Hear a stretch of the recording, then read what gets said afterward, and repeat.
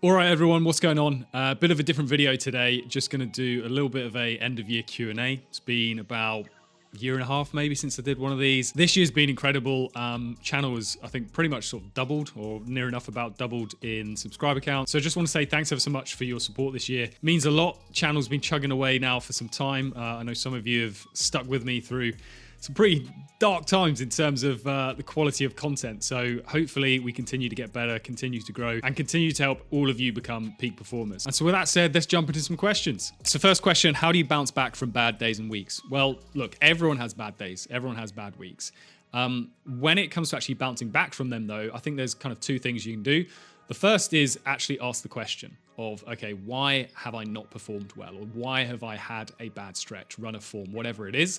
And just let the answers naturally come to you. You will kind of know, you'll get a gut instinct feel of, okay, my sleep's been off, or okay, I haven't been as focused, or I haven't been as motivated, whatever it may be. You will know just by asking the question, and something will naturally surface. Other occasions, you can have everything in place, but for whatever reason, you're just not performing well.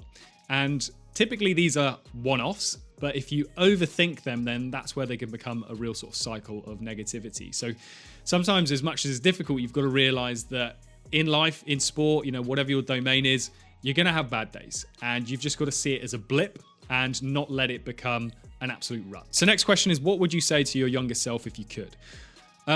Probably stop caring about other people's opinions, which I think pretty much anyone would say to their younger selves as they get a bit older. I know it's very hard when you are younger because it's very easy to just fall down the common pathway. You want to fit in, you're most socially aware of social hierarchies, you really care about your sort of position in them. And it causes a lot of people to just go down pathways they're not actually interested in, for status, for clout, whatever you want to call it. And you end up not actually spending as much time on things that you really should be spending your time on. If you want to do something unconventional, if you want to be great in kind of anything, you need to do things that most people are not willing to do. A lot of people might think are weird, unconventional, extreme, but you've just got to be at peace with that. And the fact that people will criticize you, they might make little remarks, they'll make comments, jokes, whatever it may be. But after a while, it just becomes noise because you're locked into a pathway that you're actually enjoying pursuing. So I think 100% don't worry about other people's opinions. So next question, really good one. Why do you do what you do? So first things first, I think why I do what I do does come from a selfish place, if I'm being honest, in the sense that I want complete control and freedom over my life. So I've been self-employed pretty much my entire life as a working adult, had a couple of jobs, didn't stick more than 4 or 5 months. I just couldn't hack it, that sort of environment. So for me, I've always wanted to, just be in control of my time, what I actually spend my life on. And I'm doing what I love to do in the sense that I get to have a creative side of making these videos, but I also love teaching. I love helping people. I love educating people. I love helping people fulfill their potential. I've been fortunate to carve out a career in which I can do that. And I'll continue to do that as long as I feel like I have that control and I have a big impact on other people. So yeah, I guess that's kind of why I do what I do, specifically when it comes to sports psychology and performance psychology, helping people with mental performance, that sort of thing. Well, it kind of marries like my two main interests. One, sport, two, psychology. I love both of those probably equally. So just matching them and yeah, it's working out okay for the minute, and hopefully it'll continue for many more years to come. So next up, what are some ways and strategies I can end self-doubt with? So first off, again, self-doubt is completely normal. If you don't doubt yourself, you've kind of got complacent, right? It signals that you stop growing. A lot of self-doubt comes from the fact that we're not 100% sure we can do something. And if you've got to a place of expertise where you know you can 100% do something all the time, well, of course you're not going to doubt yourself, but you stop growing. So first off is just kind of changing a relationship with self-doubt and knowing that more than anything, it's just a feeling of discomfort, and that can be something you learn to tolerate a lot more. More practically, when it comes to ending your self-doubt, the main thing is just building your evidence base, right? I've spoken about this in a couple of videos, I think, before, where you need to just stack up wins, right? You need to stack up the daily small actions in terms of practice sessions, training sessions, competitions, whatever insignificant small moment feels like a marker of progress, because that ends up being just another block in this never-ending tower that we all build towards mastery, right? So if you want to stop doubting yourself, you've just got to take action. You've just got to do more things that demonstrate that you're getting closer to that end goal that you're pursuing, whether that's reaching a certain level in your sport, whether that's winning competitions, titles, getting personal bests,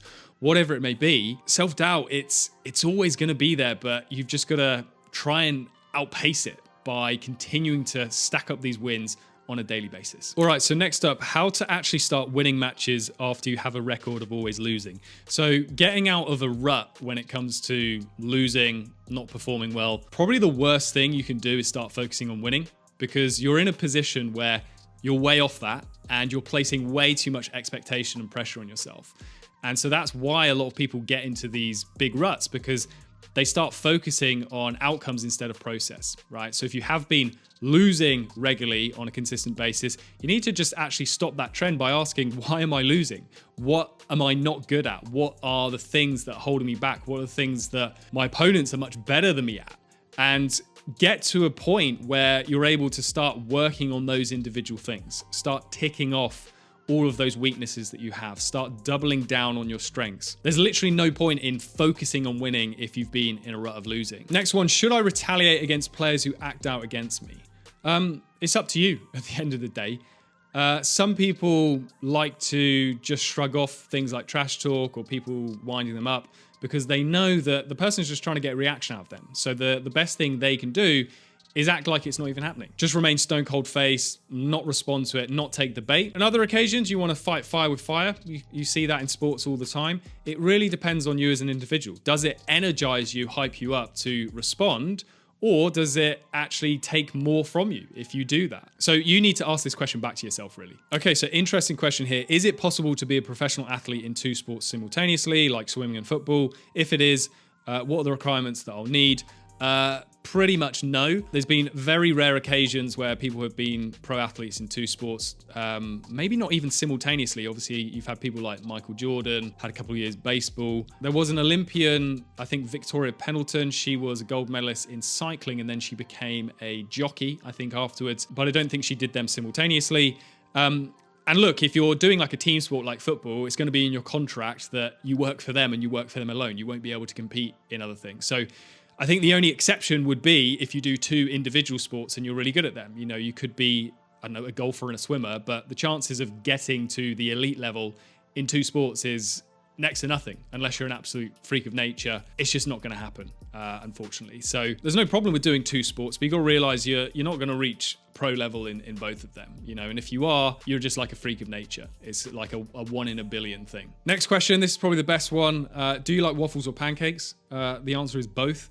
There's an amazing place in Santa Monica I go to, which I think is called Snug Harbor. Is it that? I think it's Snug Harbor. And it's this 1930s or 40s style diner. It hasn't changed in terms of the decor for 80 years or something. And both their waffles and their pancakes absolutely slap. They do these pancakes that are like pillows. You get like 3 of them. Can't eat them all. They're insane. So nice. But then the waffles, with strawberries, whipped cream. So both absolutely banging. If I had to pick one, probably waffles. Next one, how do you stop comparing yourself to others and their journeys to your own when it feels like you're really behind? Well, I did a video on this recently, and comparing yourself to others is a normal and a healthy thing if it's done in the right way. So you need to compare to other people from a place of logic rather than emotion. So a lot of feeling terrible about ourselves when we're comparing to others, it's because we're jealous. It's because we're envious. We allow these negative emotions to surface, and it's quite pathetic, really. So instead, you need to compare from a place of logic. Actually ask yourself, why are they better than me? Why are they further ahead than me? What can I do to replicate what they have? Have they had any unfair advantages where it makes sense for them to be ahead because of area they've grown up in where there are coaches available to them that are just not near me? So comparison to others, if it's done in the right way, it's actually an incredibly useful thing to level up. You've just got to not do it from a place of emotion. So next one, how to be mentally prepared. Mentally prepared for what? Training, a game, a date? We need to be more specific here. And that's kind of like a key point for a lot of these questions. They're a bit vague. They're a bit sort of like open. And this isn't criticism, but anyone who is actually very successful in life, they often get there by asking the best questions, right? They're hyper specific in terms of the situation, the context, things that are relevant to their situation. So instead of like how to be mentally prepared, the question might be how to be mentally prepared for a game so that I am no longer anxious before every time I perform, something like that. So the more specific you can be, that's what's going to lead you to get to the answers that you're looking for. For a lot of people watching, just a key piece of advice is ask better questions, be more specific. Like, don't ask these like vague things like how to be successful, how to have a good mindset. Like, really tailor it to your situation, your circumstances. Really think about what's the actual thing that I'm missing. What's the thing I'm looking to improve on? Next one, what would you is the best way to deal with the realization that you will not be able to become an athlete? Okay, so I guess it's what would be the best way to deal with the realization that you won't become an athlete? Well, I think in relation to that, unfortunately, it is a reality for most people, right? Less than 1% will become like a pro athlete, perform at the highest level, and that's fine. There's no shame in acknowledging that, okay, didn't quite have what it takes, but at least I tried. At least I enjoyed training. At least I enjoyed competing. And there's so many things from sport that I can take elsewhere in life. That's why most parents send their kids to do sports, right? They're not expecting their kid to become the world's best in a sport. They're expecting them to learn teamwork, to learn how to be confident in themselves, to learn how to handle pressure. Like, all of these transferable skills are incredible for everyday life. So just because you're not going to make it pro or to the highest level doesn't mean it's been a waste and that you've got to come to this realization of like, I've wasted all this time, this energy, this effort. Life in sport is very short, even for the people who make it. You're very lucky as a pro to have 10 years at the top, if that. That's like very generous. A lot of athletes in many sports will be pro for less than 5 years. That's an incredibly small amount of their life. And that's the thing, most people will retire from professional sports in their 30s, where they've got more than half their life ahead of them. So getting too preoccupied about being an athlete and that being absolutely everything in your life is short-sighted. Yes, it's important to have that goal, to have that aspiration, that dream. But when that dream is no longer alive or when it ends, it's not the end of everything, right? Life goes on after sport, and everything that you learn in sport equips you for life a lot better. Next one, what's the one thing that has had the biggest impact in your performance? Whether that's YouTube, coaching, running, anything. Oof, good question. Number one thing. I would say the biggest thing is intentionality. Okay, so what I mean by that is just being very thoughtful, very deliberate with not only what you want, but how you're going to get there, right? Everyone needs a plan, but they don't need like a hyper detailed plan. You just need like an initial blueprint, right? Of what you want to work on, what you want to improve on. Like, everyone needs intentionality. Otherwise, it's so easy to just coast through life and go through the motions. So looking at these areas that you've mentioned, like YouTube, coaching, running, yes, there's an element of just showing up and doing the work and being consistent, doing the things day in, day out, week in, week out, month in, month out. But for all of these, I've been very intentional as the years have gone by to improving these things or enjoy them more or get the most out of them. But honestly, the more intentional you can be with what you want, plan out how to get there, and then just like execute with intention as well, then you get the performance improvements that you're often looking for. Next one, how to stay confident even when in bad form. So good question. And I think when it comes down to confidence, I always argue that there's 3 key pillars of confidence. So the first is clarity. So knowing exactly what you want to achieve, how you want to achieve it, going back to that intentionality point. You've also got to have belief. So believing that you can get back to form or you can play well even after you've had like a bad run. And sometimes that may be based on delusion. You have to realize that there will be times where you're super out of form. It's not looking likely that you're going to change things, but you still got to have that belief. Otherwise, you just cave in on yourself. And then the last thing is evidence. So again, you need to build that evidence base, brick by brick, block by block, small wins, acknowledge them every single day, no matter how insignificant, because that sustains that confidence, right? Because often the brain can't really tell between a small win and a big win. You get this sort of like rush of sort of testosterone, this kind of boost in belief again because of that. And it becomes this sort of like cycle. So keep stacking up the small wins in training on a daily basis. And hopefully you'll get out of that bad run of form. Next one, is it better to be versatile versus being a specialist? So really good question. And fantastic book on this called Range by David Epstein. You're going to get a much better answer from looking at that book or reading that book than me. But I think the general premise, if you're looking at it from an athletic context, what a lot of the evidence I think does suggest is that either pathway can work, right? You've got someone like Tiger Woods who was basically forced a club into his hands the moment he was born. And he's become arguably world's greatest ever golfer. You've had people like Roger Federer, GOAT of tennis in many people's eyes. He played football at a very high level until his mid-teens, I think, before going in on tennis. A lot of pro athletes played multiple sports growing up, but then a lot of pros also just played one. So I think it really depends on the individual. I think there's something to be said for like interesting transferable skills if you do multiple sort of things. And particularly outside of sport, I think versatility is great. I think one thing that I've really benefited from is what's called skill stacking, right? So I've got a lot of skill when it comes to psychological knowledge and sort of teaching, but I've also been able to learn basics in cameras, lighting, audio, all of this stuff to combine that so that there are people who have much more knowledge in my area than me, but I get more opportunities because I've been able to build a skill set that puts me out there, puts me in front of people, and they want to work with me. So I think it really depends person to person, situation to situation. I think there are merits for sort of both, but I would probably say versatility is better. Okay, so next one, it's one thing to use and remember mental tips before a game or race, but during the race or match, it's a lot tougher. How can I make sure I don't forget the mental tips during a race? Yeah, so really good question. And the unfortunate reality is that mental skills, just like physical skills, technical skills, they need to be drilled until they're habit, right? So much like when you are performing physical skills in a lot of sports, when you're actually performing them, you're not overthinking the basic mechanics of shot technique or passing or whatever. You just execute. You know, you go into flow state or in the zone and you kind of run on autopilot. And that only comes from conditioning. And the same goes for mental skills.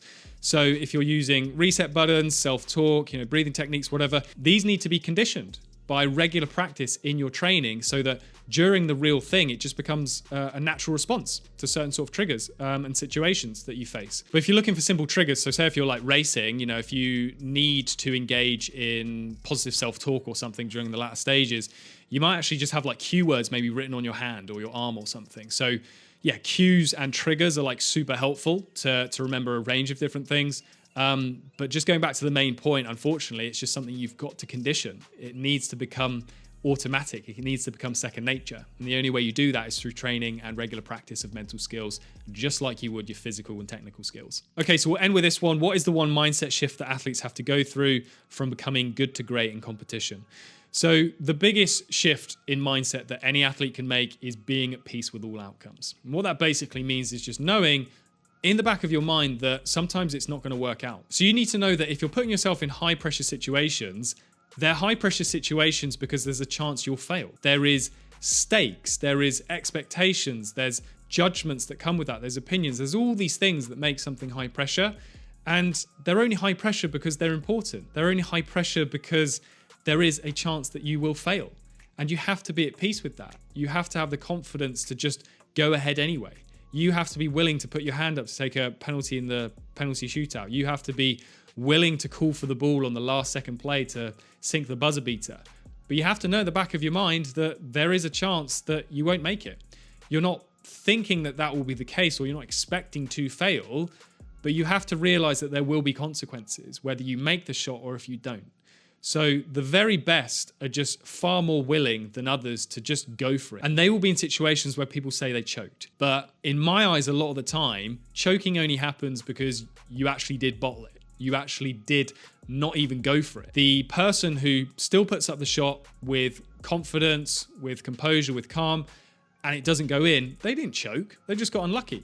But they actually had a go. So be at peace with all outcomes. That will help you build that elite mentality to go from good to great. So thanks for all your questions. Thanks for all your support this year. Honestly means a lot to me, and keep at it.